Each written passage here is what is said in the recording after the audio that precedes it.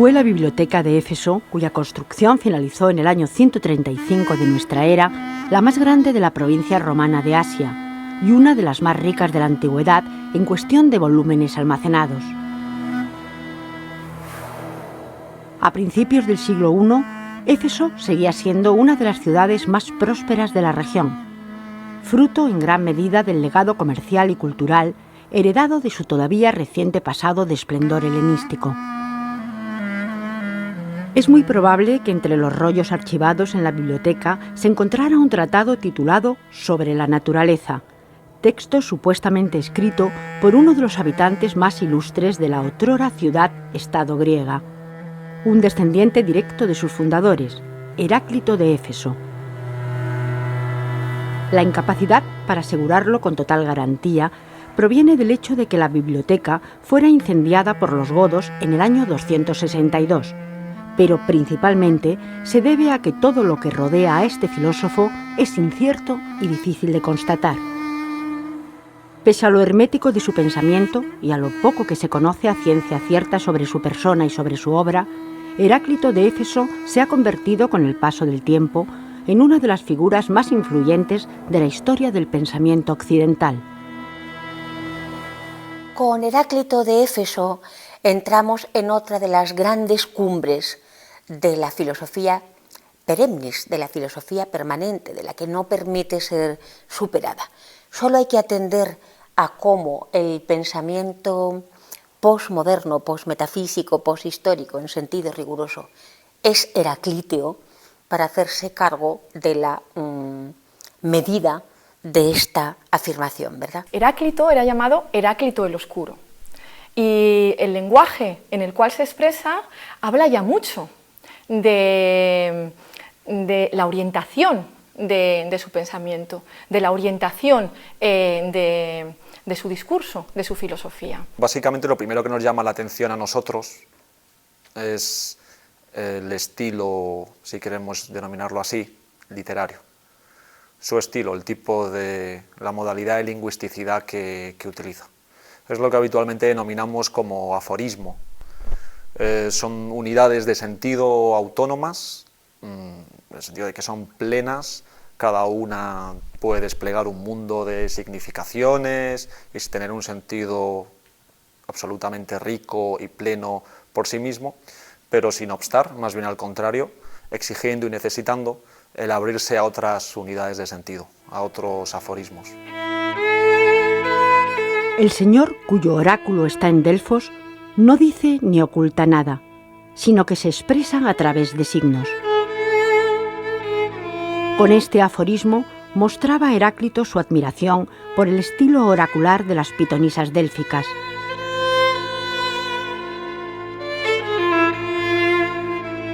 Durante siglos, la gente acudió al santuario de Delfos en busca de respuestas a sus consultas. Estas respuestas eran manifestadas por las sacerdotisas en forma de profecías, pronunciadas en estado de trance y en versos hexámetros. No deja de ser significativo que el propio Heráclito fuera el primero en hablar de las sibilas, para referirse a estas pitonisas en cuyo estilo parece inspirarse el pensador efesio a la hora de expresarse.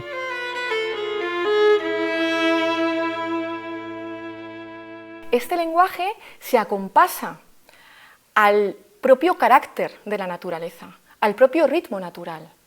Heráclito afirma que a la naturaleza le complace esconderse, le complace ocultarse. Por tanto, la propia naturaleza se nos da como un enigma.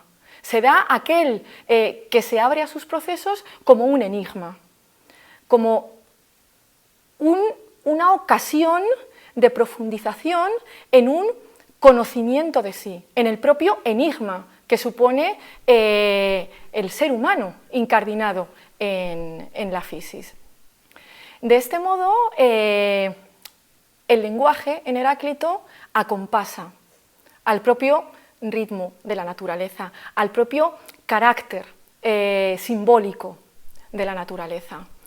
Los aforismos irrumpen, no se generan, no se deducen, no se inducen, no suponen un espacio extenso, sino una unidad intensiva que es precisamente la que permite a Heráclito discutir con sus contemporáneos, haciéndoles notar que no pueden perder, que la filosofía recién nacida, hacía poco, no puede perder la sabiduría oracular délfica, no puede perder lo que fue la verdadera religión en el sentido piadoso, no la religión política de establecimiento administrativo, sino la religión piadosa de Grecia, que fue la tradición délfica de los dioses verdaderos, Apolo y Dionisos, ¿verdad?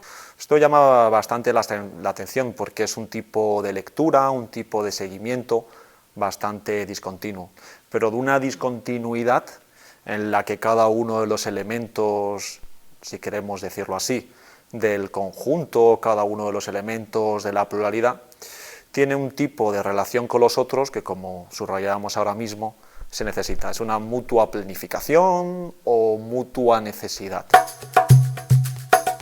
Se puede decir que Heráclito asume, como ocurre con el resto de la tradición presocrática, al resto de los filósofos que le preceden, sin dejar por ello de corregirlos y ensancharlos.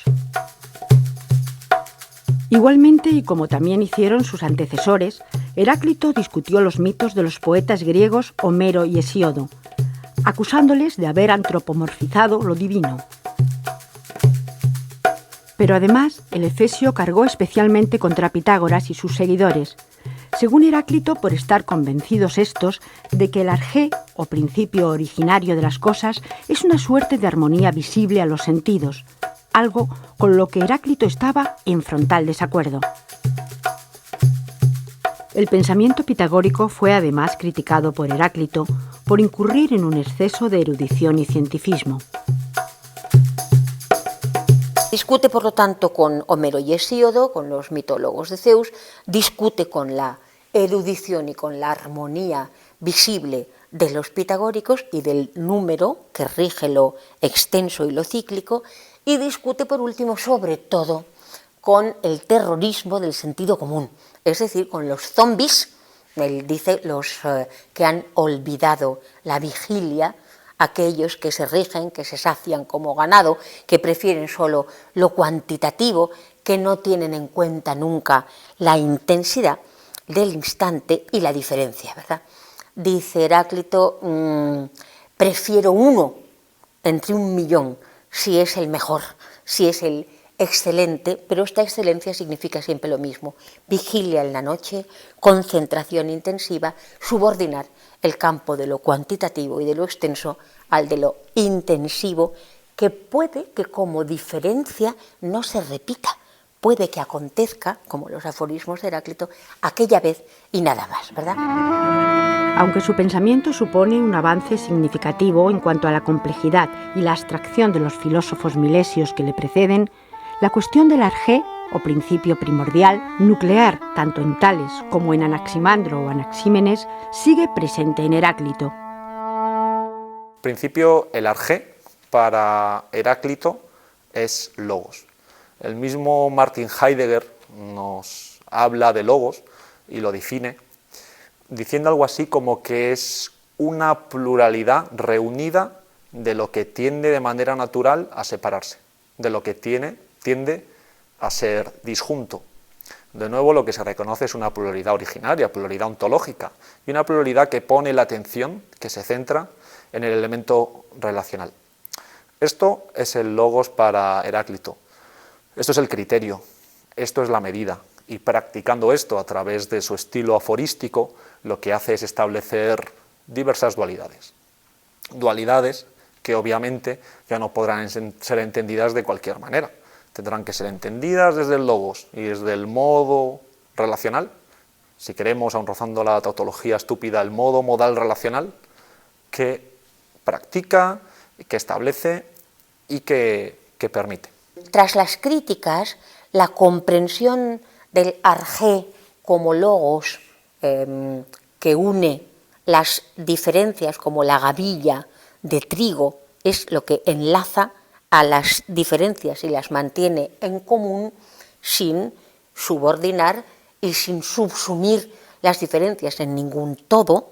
Este logos, que también es el que se da en la palabra, ¿verdad?, en la palabra articulada, en el lenguaje, este logos le comprendemos mucho mejor desde dos instancias. Por un lado, sin olvidar que es difracto, que es al mismo tiempo Apolo y Dionisos, por eso como polvo esparcido al azar del caos, es el cosmos lo más hermoso. Locura pertenece a cordura, cosmos a caos, oscuridad a manifestación. No hay, si oyéramos en Heraclíteo y oyéramos en griego, no podríamos nunca pensar una dimensión sin su contraria divergente. Sin su contraria divergente. Los dos lados del límite del logos están separados justamente por su alteridad, por su diferencia. Eso explica que gran parte del pensamiento contemporáneo, del pensamiento de las diferencias, sea particularmente sensible a la enseñanza del inmenso Heráclito, ¿verdad? De ahí que el arjé es aquello que principia, no es una causa eficiente en términos externos a la propia naturaleza, sino que es aquello que concede el ritmo inmanente al propio devenir natural, en el cual las cosas se constituyen en su permanente brindarse a su contrario. De ahí que en esta guerra de los contrarios se dé una paz armónica, es decir, en esta sucesión, en esta permanente transformación de contrarios, efectivamente la guerra es padre de todas las cosas, pero es una guerra que se da en esta armonía, en esta paz. Por tanto, paz y guerra son también complementarios. De ahí que Heráclito afirme que Dios, que este principio divino, que lo divino en la naturaleza es día y noche, es vida y muerte, y apunta a ello a partir de los contrarios. Heráclito entrará de lleno en el campo de lo que en filosofía se conoce como ontología, o estudio del ser, formulando el problema de la unidad permanente de lo primordial frente a la pluralidad e inestabilidad de las cosas particulares y transitorias que percibimos a través de los sentidos.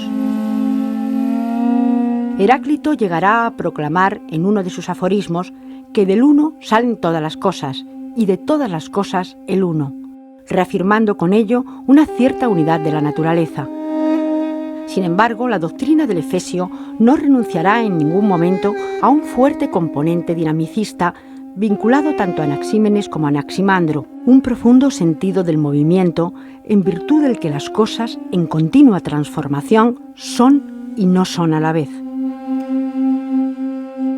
Esta dialéctica se reconstruye muy fácilmente si uno no olvida que para Heráclito son distintos los contrarios y los contradictorios.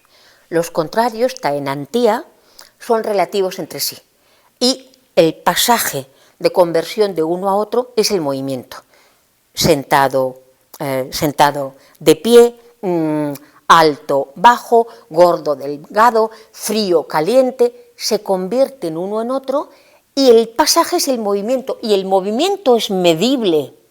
Está a la base justamente de las ciencias físico-matemáticas, precisamente porque es medible, porque involucra una temporalidad extensa cronológica. Pero no todos los contrarios tienen ese carácter cinéticamente pacífico, por así decirlo, o cinéticamente medible, sino que hay también los contradictorios, los que se rigen por una fasis y no por una catáfasis, por ejemplo, la vida, la muerte, el amor, el odio, el aprendizaje, el olvido anterior. Hay, por tanto, en Heráclito una copertenencia de contrarios, una armonización de contrarios, de tal modo que dice, lo uno, al diverger, converge consigo mismo. Hay una unidad de contrarios. Esta unidad de contrarios es una unidad armónica, que viene vinculada a la medida, al logos que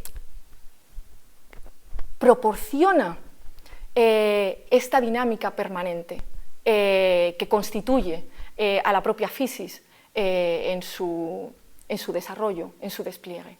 Esta dialéctica hace que introduzca en el sistema no solo el tiempo cronológico cinético, sino el instante del ayón, el instante eterno, que es para él justamente el límite. En el momento en que estudiemos el límite ilimitante, el límite no sobrepasable y por lo tanto la ley legislante en nosotros a la vez como condición de posibilidad de todo pensamiento. Para conciliar Heráclito su convicción de que las cosas que percibimos a través de los sentidos están en continuo cambio, a pesar de que el logos o ley cósmica que los rige es invariable, introduce la idea de que es el fuego y no otra cosa el principio primordial que subyace a este devenir.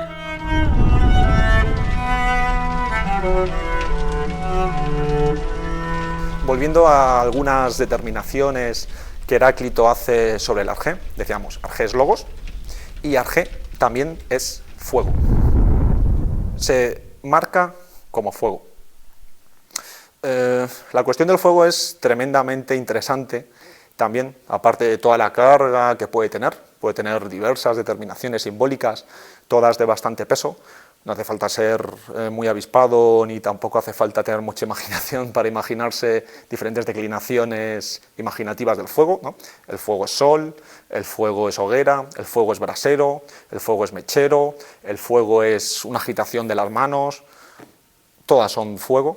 Lo interesante podría ser más bien atender a qué es lo común, o más bien qué es lo común, qué es lo que varía en los diferentes modelos de determinaciones simbólicas, permaneciendo como constante. Así que tenemos el fuego de la tierra, tenemos el sol, Apolo, el sol del cielo, pero ¿qué enlaza el cielo y la tierra? Si no, no habríamos encontrado aún el logos del límite que une y separa al mismo tiempo enlazando. ¿Qué es lo que enlaza el cielo y la tierra? El rayo. El rayo enlaza el cielo y la tierra, permite ver la oscuridad iluminada por la luz en la oscuridad y la oscuridad en la luz, rompiendo la necesaria diacronía, la cronología de los mortales. Permite pensar en el momento en que descubre, aletheia, descubrimiento, la simultaneidad, la sincronía, reúne, es otra vez el logos del enlace, reúne a la vez la oscuridad y la luz. Permite, por lo tanto, saber que nosotros, mortales, seres de un día, efímeros, no pertenecemos solo a la muerte, sino a la eternidad a la vez de lo sincrónico. Cada vez que esto ocurre, pensamos, nos damos cuenta de que reunimos lo que en nuestra experiencia meramente física está separado, y además permite explicar por qué vuelve, por qué se produce la ciclicidad, en realidad haciendo comprender que Cronos es solamente una percepción que tiene el mortal como mortal, pero sin la cual no podríamos distinguir lo necesario de lo contingente, lo eterno de lo efímero, no podríamos medir, tampoco habría cientificidad ni filosofía sin nuestra muerte, sin nuestra oscuridad. La muerte de Heráclito se produjo, según nos cuentan los dosógrafos, alrededor del año 484 a.C. Cansado de los hombres, el filósofo buscó refugio en el templo de Artemis. Allí pareció encontrar consuelo al llanto con el que frecuentemente se le representa jugando a las tabas con los niños. Se da por cierto que el fin de sus días los pasó retirado en el monte, escondido de las miradas de aquellos que, según él, nunca entenderían su doctrina. Al amparo de la naturaleza que tanto amó, vivió alimentándose a bases de hierbas hasta que finalmente falleció a causa de la hidropesía que le acarreó la austeridad de su estilo de vida.